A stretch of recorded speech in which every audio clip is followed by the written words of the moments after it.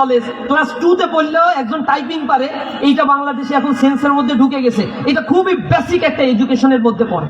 এখন আপনাকে পাইথন শিখতে হবে, প্রোগ্রামিং শিখতে হবে, সি প্লাস ল্যাঙ্গুয়েজটা শিখতে হবে, আপনার ডাটা অ্যানালাইসিস শিখতে হবে, ডিজিটাল মার্কেটিং এর উপরে কোর্স করেন, এডিটিং এর উপরে কোর্স করেন, এআই এর উপরে কোর্স করেন, যে চ্যাট জিপিটি কিভাবে ইউজ করে নতুন প্রযুক্তিগুলো ব্যবহার করে কিভাবে আমার টেকনোলজিকে আপগ্রেড করা, কোম্পানির সকল পলিসিগুলোকে আপগ্রেড করা যায়, এর ব্যাপারে 3 মাসের 6 মাসের একটা কোর্স করেন। আল্লাহর রাস্তায় ছাত্র শিবিরের সাথে যোগাযোগ করলে আমরা এই কোর্সগুলো করাই। একেবারে ক্ষুদ্র কিছু আমাদের যা খরচ হয় এই কয়েকটা টাকা নেই, অথবা বিনামূল্যে অনেক সময় এই অফারগুলো করি। আবার বিনামূল্যে করলে বলে যে শিবিরের কোনো ধান্দা আছে কিনা, যে বিনামূল্যে করায়, ও দলে লোক ভারী করার জন্য করায়। আল্লাহর উপরে সাক্ষী রেখে বলছি, আল্লাহর হস্তে আমরা এই দেশের মানুষকে ভালোবাসি। আমরা আমাদের দল ভারী করার কোনো দরকার হয় না। আল্লাহর হস্তে আল্লাহ রাব্বুল আলামিন আমাদেরকে এত দিছে, এত জনশক্তি দিছে যে আমাদের হাত পা ধরে এই সংগঠনে লোক নিয়ে আসতে হয় না। আমাদের এটা কোনো, আমরা এত দেউলিয়াত্বের মধ্যে নাই। আসলে আমরা প্রোগ্রাম করি এবং এই কোর্সগুলো করি আমরা জাতির বৃহত্তর কল্যাণে, এই সমাজ ব্যবস্থাকে পরিবর্তনের স্বপ্ন দেখি আমাদের মনে। এই জন্যই আমরা এই জাতিকে গড়ে তোলার জন্য চেষ্টা করি। আশা করি আপনারা সেই যোগাযোগগুলো করবেন। আর শিবিরের এগুলো না করলেও সমস্যা নাই, যে কোনো জায়গায় হোক আপনারা একটু কোর্স করেন। আপনি স্বাবলম্বী হলে আপনার পরিবারকে আপনি চালাতে পারবেন। এই উত্তরবঙ্গ দীর্ঘ সময় ধরে এটাকে ধ্বংস করছে ভারতীয় আধিপত্যবাদরা। এই অঞ্চলে তিস্তাবাদ প্রকল্প বাস্তবায়ন হতে দেয় নাই। তিস্তা প্রকল্প ধ্বংস করে এখানে আমাদের যে বাঁধ প্রকল্পগুলো ভারত বাস্তবায়ন করছে, পানিতে তলায় দিচ্ছে, এখানে ফসল উৎপাদনে বাধা সৃষ্টি করছে, ডেভেলপমেন্ট নাই, মঙ্গা এলাকা বানিয়ে রাখছে। অথচ এইখানে যদি প্রযুক্তির ব্যবহার করা সম্ভব হতো, এই উত্তরবঙ্গ থেকে এই বাংলাদেশের অর্থনীতির বিশাল এক হাত তৈরি করা সম্ভব হতো। আগামীর এই প্রযুক্তি খাতগুলোকে আমাদের কাজে লাগাতে হবে।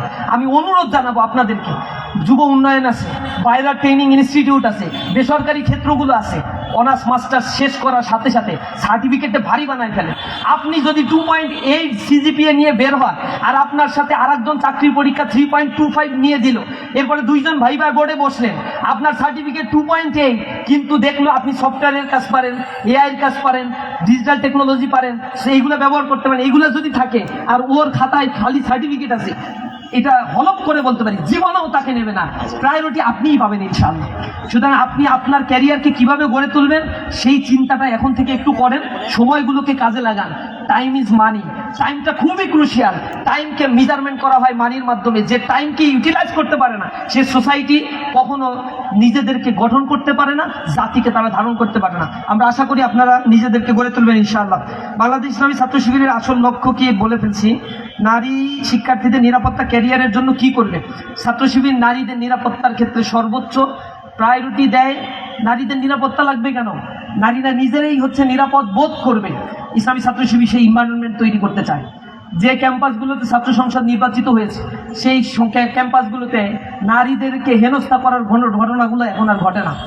হয়তো অনলাইনে পারে না, প্রকাশ্যে পারে না, অনলাইনে কিছু চেঁচামেচি করে, সাইবার বুলিং করে, ট্যাগিং দেয়, ফ্রেমিং করে, স্লাট শেমিং করছে। নিকৃষ্ট এই মানসিকতার কিছু মানুষ আছে এখানে, এরকম বট বাহিনী পোষে আর এগুলো দায় চাপানোর জন্য উদরপিণ্ডি বুদার ঘরে চাপায়, বলে সব ছাত্র শিবির করে।